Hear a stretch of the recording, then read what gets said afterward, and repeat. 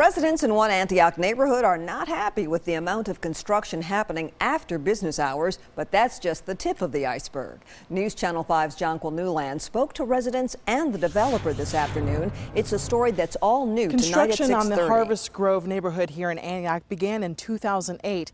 It's being built in phases, and at the beginning of the year, a new wave of construction began, but now it's causing problems for residents who have now lived here for years. We all have to live here till this is done. Nearly every night, Ken Adams calls the codes department to file a complaint when construction continues after dark. I call them every night.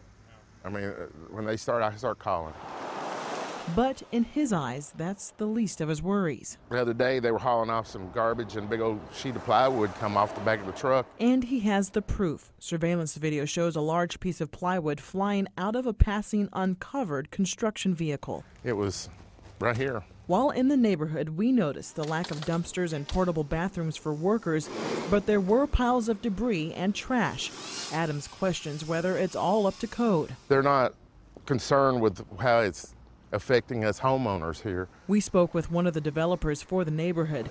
He told us the workers there are subcontracted through his company. They're all done by independent contractors, so we have no control over the hours they work. Lewis says a shortage of construction workers cannot meet the demand of a growing city, and that could mean longer working hours. A lot of them will work all the way up until dark or slightly past if they're able to. Now, we don't dictate that or schedule that, but they're bidding on the job as a contract job, and when they provide that service is up to them. Adams just hopes someone begins enforcing the rules. I'd like to see them, set dumpsters. We're going to get the homes built as rapidly as possible. In the meantime, we appreciate their patience.